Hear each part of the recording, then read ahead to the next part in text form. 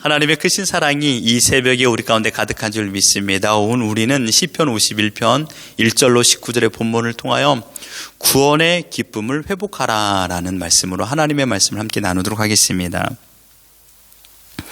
오늘 본문은 우리가 너무도 잘 알고 있는 말씀입니다. 다윗의 시이죠. 오늘 51편의 표제어를 이렇게 기록하고 있습니다. 다윗의 시, 인도자를 따라 부르는 노래.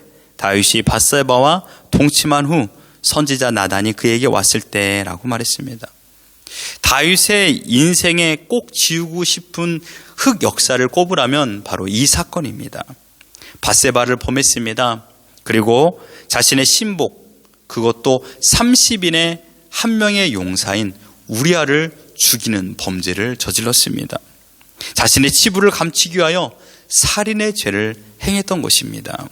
51편의 구성을 보십시오. 1절에서 9절까지는 다윗이 자신의 범죄를 하나님께서 모두 알고 계시고 또한 이 죄를 회복시켜 주시고 용서해 주실 분은 하나님이신 것을 고백하고 있습니다. 자신의 연약함을 고백하며 자신의 죄를 용서해 달라는 진정한 간구가 나와 있습니다. 10절과 12절은 죄로 인한 가장 비참한 형벌이 무엇인가를 고백하고 있습니다. 그것은 하나님과의 단절입니다. 그것을 다윗은 사울 왕을 통하여 보았습니다. 사울 왕이 하나님과 함께하고 있을 때와 하나님과 동행하지 않았을 때 그 보여지는 그 특징을 다윗은 경험했기에 하나님과 동행하지 않는 것이 가장 큰 형벌이라는 것을 그는 깨달았습니다. 그래서 하나님, 나에게서 주의 성신을 떠나지 않도록 나에게 구원의 감격을 허락해달라고 기도하고 있는 것입니다. 13절에서 19절은 회복의 은혜를 베풀어 주실 하나님에 대하여 세 가지로 걸쳐 서원 기도를 하고 있습니다. 14절에 주님의 의를 내가 찬양하겠습니다. 13절에는 범죄자에게 주의 도를 가르치겠습니다. 19절에 하나님께서 기뻐하시는 제사를 온전히 드리겠습니다.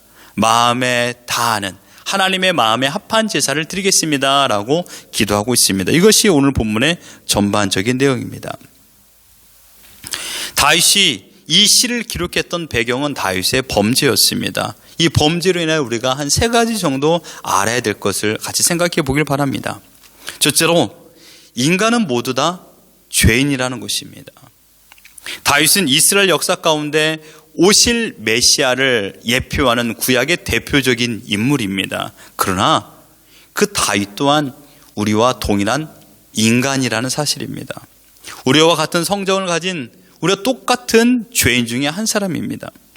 하나님의 뜻으로 왕의 기름을 부음을 받았든 골리앗을 이겼든 왕의 사위가 되었든 통일 왕국의 왕이 되었든 그는 인간입니다.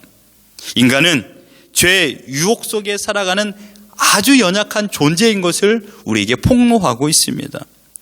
결코 인간 다윗이 위대하여 이스라엘의 그레이트 킹이 된 것이 아니라는 것입니다.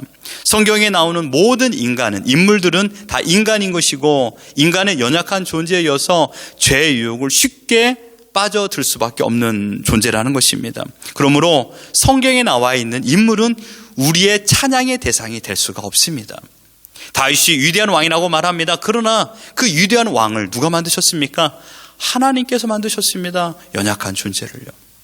그러나 많은 사람들은 성경의 인물을 찬양하고 그의 삶을 따라 살려고 할 때가 많이 있습니다. 물론 그가 하나님을 사랑하는 모습은 우리가 닮아야 되겠지만 그러나 그 또한 우리의 동일한 죄인이라는 사실을 알아야 됩니다. 죄의 성질은요, 정해진 위치를 벗어나게 만듭니다. 다윗은 하나님께서 정해진 법을 어기는 그런 일을 범했습니다. 철저하게 자신의 정욕에 이끌리는 죄를 범하였습니다. 심지어 회개치도 않았습니다.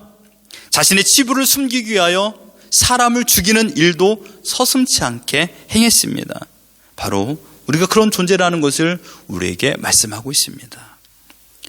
두 번째로 다윗의 범죄를 통하여 우리가 알 수 있는 것은 무엇일까요? 죄의 유혹은 쉼이 없다라는 것입니다. 여러분, 우리는 방학을 합니다. 그래서 훈련도 쉬기도 하고 어떠한 휴가를 가기도 합니다. 그러나 여러분, 죄의 유혹은요, 휴가가 없습니다. 사단은 휴가가 없습니다. 계속적으로 끊임없이 밀려오는 파도와 같습니다. 지금 다윗이 이 죄를 범할 때의 상황을 사무엘하 11장 1절과 2절의 배경을 이렇게 말하고 있습니다. 그 해가 돌아와 왕들이 출전할 때가 되매 다윗이 요압과 그에게 있는 그의 부하들과 온 이스라엘 군대를 보내니 그들이 암몬 자손을 멸하고 랍바를 애워쌌고 다윗은 예루살렘에 그대로 있더라. 저녁 때에 다윗이 그의 침상에서 일어나 왕궁 옥상에서 거닐다가 그곳에서 보니 한 여인이 목욕을 하는데 심히 아름다워 보이는지라. 시기를 말하는 것이 바로 왕들이 출전할 때라고 했습니다. 원래 고대 근동에서 전쟁을 이룰 때는 이 우기, 그 겨울이죠. 그때는 전쟁을 하지 않았습니다. 왜냐하면 멀리 파병을 보내기가 어려웠기 때문입니다. 그래서 겨울이 지나고 봄이 되면 따뜻해지고 그다음에 우기가 사라지니까 그때 파병을 나갑니다. 전쟁을 나가는 것이죠. 그게 바로 이 왕이 출전할 때입니다. 근데 지금 이 상황이 어떻습니까? 암몬과 전쟁을 치르고 있습니다. 대접전이죠. 그런데요, 이스라엘 군사가 힘을 다하여서 지금 암몬의 수도까지 점령하고 있는 상황입니다. 그때 다윗에게 들려왔던 이야기는 무엇일까요? 왕이시여, 우리나라가 이제 암몬을 이길 상황에 되었습니다 라고 이야기를 듣게 되었습니다. 어디에서요? 다윗 성에서요. 전쟁에 출전하지 않고 성에 머무르면서 그 소식을 듣고 있었습니다. 무슨 말입니까? 가장 형통할 때입니다. 가장 형통할 때 지금 군인들은 보초를 쓰고 뜬 눈으로 밤을 지새우는 그 순간 다윗은 잠이 오지 않아 가지고 이 성전 지붕 위에서 올라가서 밖에를 보고 있는 상황입니다. 형통할 때 다윗은 이 죄를 범하고 있었던 것을 우리에게 말하고 있습니다. 죄는 시도 없이 우리를 공격하고 우리를 유혹하고 우리를 넘어뜨립니다. 특별히 자신의 어려움과 힘듦의 상황을 겪고 있을 때보다 형통할 때, 일이 잘 됐을 때, 한숨 쉴 수 있을 때, 그때 우리는 긴장을 풀고 있지 않습니까? 죄는 쑥 우리에게 들어오는 것을 우리는 보게 됩니다. 다윗 앞에 아무런 문제가 없을 때 나라는 더욱더 강성해지고 자신의 명성이 온 세계에 퍼지고 있는 그 순간 형통할 때 그는 범죄했습니다. 여러분, 형통하면요, 자신의 일이 잘 되면요, 아무런 어려움이 없으면 사람들도 눈에 보이지 않고 심지어 하나님도 눈에 보이지 않습니다. 이것을 우리 아나무인이라고 하지 않습니까? 지금 다윗은 하나님 앞에서도 아나무인의 모습을 가지고 있었던 것입니다. 우리가 가장 크게 위협을 경험할 때가 언제냐면 그것은 고난의 때가 아닙니다. 바람이 세게 불면 우리의 옷을 여미지 않습니까? 따뜻하면요, 우리 자연스럽게 옷을 벗어 제낍니다. 다윗이 골리앗 앞에서, 사울의 칼날 앞에서 범죄하지 않았습니다. 철저히 하나님을 의지했습니다. 다윗이 사울이 쫓길 때 죄를 지은 것이 아닙니다. 이웃나라와 전쟁을 펼칠 때 죄를 범한 것이 아니라 가장 형통할 때, 가장 일이 잘 될 때, 가장 위험할 때입니다. 다윗은 형통할 때 밧세바를 범하는 죄를 지었습니다. 그는 안인해졌습니다. 간음과 살인의 죄를 저질렀습니다. 여러분, 우리도 동일합니다. 우리도 형통할 때 교만합니다. 내 일이 잘 될 때요, 대화가 잘 됐습니다. 너무 즐거운 마음을 가지고 너무 기쁨이 있다 보니까 우리의 모든 긴장의 끈이 풀어 제끼다 보니 농담의 말 한마디 한 그것이 더 큰 화근을 불러일으킬 때도 있습니다. 너무 가정이 잘 돼서 아이들과 행복하니까 선을 오버하는 경우도 있습니다. 형통할 때 선을 넘습니다. 하나님 없이 살 것처럼 생각이 됩니다. 왜? 일이 너무 잘 되니까요. 하나님은 주의 은혜로 다윗을 산과 같이 굳게 세우셨습니다. 주의 나라를 물리치고 나라 중에 가장 큰 왕으로 만들어 주었습니다. 다윗의 능력의 결과가 아니죠. 하나님께서 그를 그렇게 세워주었던 것입니다. 그는 하나님의 은혜로 말미암아 강한 나라의 왕이 되었습니다. 그러나 그때 다윗은 범죄하였습니다. 여러분, 하나님은 이 범죄 가운데 어떤 형벌을 내리시고 있습니까? 오늘 본문에 놓고 본다라면요, 하나님의 얼굴을 가리우십니다. 하나님은 우리가 죄를 지으면 하나님의 얼굴을 가리우십니다. 이 말은 곧 하나님의 영광의 빛을 보지 못하게 만든다라는 것입니다. 아담이 죄를 범하였을 때 하나님의 낯을 피하여 동산 나무 사이에 숨었습니다. 가인이 죄를 범하였을 때 하나님의 낯을 피하여 도망갔습니다. 가인이 죄를 범하였을 때 마찬가지입니다. 다윗이 죄를 범하였을 적에 하나님의 얼굴이 가리워졌습니다. 다윗은 하나님의 얼굴을 볼 수 없다라는 근심 가운데 회개하며 기도하고 있습니다. 여러분, 가장 무서운 형벌은요, 불러도 대답 없을 때입니다. 우리 부부에서 문제가 발생했을 때 일어나지 않습니까? 불러도 대답 없는 그대가 돼버리는 것입니다. 대화를 안 해버립니다. 단절이 되는 거예요. 가장 무섭습니다. 인간 사이에서도 단절, 여러분들과 삶을 살면서 어려움의 문제, 힘든 물이 봉착되면 제일 먼저 끊어지는 것이 단절, 대화가 단절되지 않습니까? 그 사람을 기억하지 않아요. 만나지 않아요. 찾지 않아요. 얼굴도 대면하고 싶지 않은 것입니다. 마찬가지입니다. 우리가 범죄하면 하나님께서는 그 얼굴을 가려버리십니다. 우리는 이것이 무서운 형벌인지 제대로 모릅니다. 구원의 기쁨이 얼마나 소중한지를 모릅니다. 하나님과의 단절은 곧 죽음이기 때문입니다. 형통할 때 그렇기 때문에 넘어질까 조심하셔야 됩니다.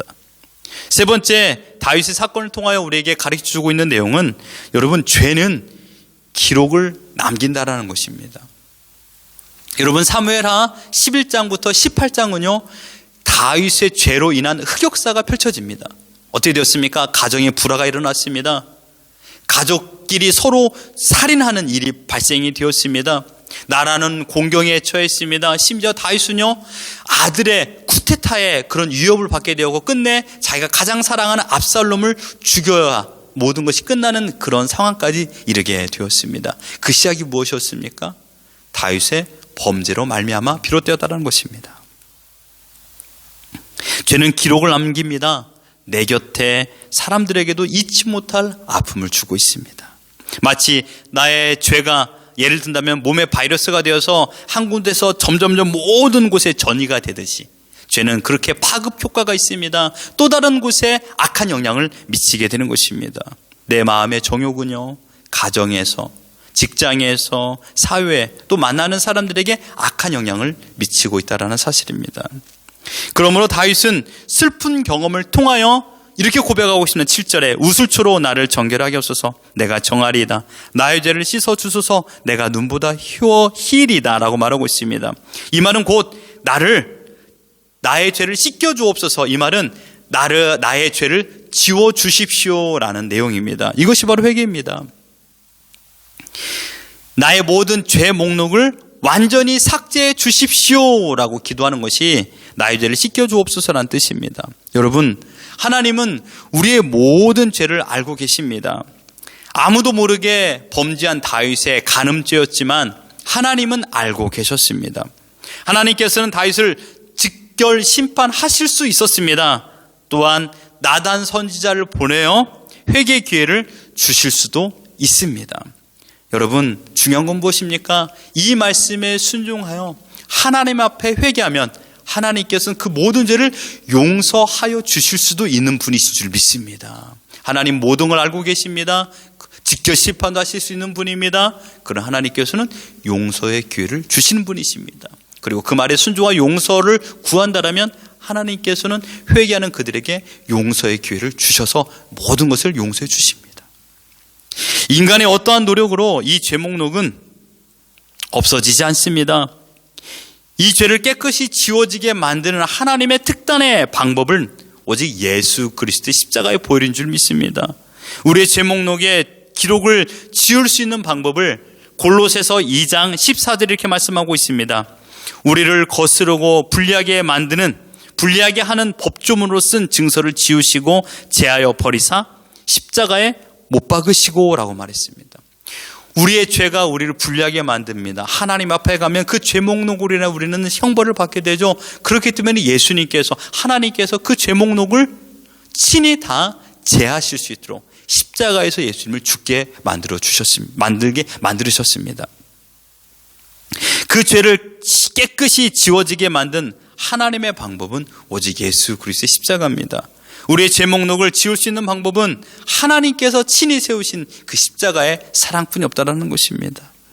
그래서 우리는 죄로부터 자유롭게 됨으로 말미암아 11절에 주의 성령을 내게서 거두지 마소서. 즉 성령이 내게서 떠나지 아니하고 언제나 함께하여 줌으로 말미암아 그 은혜의 삶을 살 수 있는 것입니다. 그 은혜의 삶이 무엇입니까? 바로 구원의 기쁨을 누리는 것입니다. 여러분, 하나님께서 은혜로 주신 구원의 참 기쁨을 우리는 시험을 당해 범죄함으로 말미암아 빼앗깁니다. 이제는 빼앗긴 것을 다시 찾아올 때가 되었습니다. 내가 받은 구원의 기쁨을 회복해야 됩니다. 그 방법이 무엇입니까? 단 한 가지입니다. 예수 그리스도의 십자가를 의지하여 우리 죄를 하나님께 회개하는 것입니다. 다윗이 하나님 앞에 했던 그대로 나의 죄를 불쌍히 여겨달라고 기도하는 것입니다. 나의 죄를 말끔히 씻겨달라고 고백하는 것입니다. 나의 모든 것을 아시는 하나님, 나의 3절의 문은 내 죄가를 아시는 나의 하나님, 나의 죄를 용서해달라고 기도하는 것입니다. 회개는 철저하게 하나님을 하나님으로 인정해드리는 행위입니다. 바로 하나님은 나의 모든 걸 아시고 나를 용서해 줄 수 있는 유일한 권세를 가지신 분이라는 것을 인정하며 기도하는 것입니다. 회개한 자만이 죄사함을 받을 수 있습니다. 그 죄사함 없이는 하나님과 교제할 수가 없습니다. 회개하지 않아도 되는 사람은 없습니다. 사람은 반드시 회개해야만 합니다. 여러분은 회개하셨습니까? 이 질문은 매일 내 자신이 나에게 해야 되는 질문입니다. 하나님께서 우리에게 말씀하신 것대로 우리는 매일마다 회개하며 나의 더러운 것을 씻겨내야 됩니다. 이것이 구원의 기쁨을 회복하는 유일한 방법입니다. 오늘의 죄악을 내일까지 가져가지 마십시오. 매일 깨끗이 샤워하듯이 우리의 영혼, 우리의 죄악을 날마다 깨끗이 씻겨버림으로 말미암아 하나님과의 바른 교제가 계속적으로 진행될 수 있도록 우리가 매일마다 우리 자신을 쳐서 복종시켜야 됩니다. 무엇을 조심해야 됩니까? 바로 형통할 때 더욱 조심하십시오. 형통할 때 조심하십시오. 그러므로 구원의 기쁨을 매일 느끼며 하나님께서 허락하신 생명, 그 기쁨 가운데 하나님과 바른 교제를 가지고 하나님과 친밀한 인격적인 교제를 누리며 하나님께서 허락하신 구원의 기쁨을 매일마다 느끼고 하나님만을 찬양하며 하나님께 주셨던 예수 그리스도의 십자가의 사랑을 바라보고 그 주님과 교제를 통하여 하나님을 기쁘시게 해드리는 우리 모두가 되기를 예수 그리스도 이름으로 축원합니다.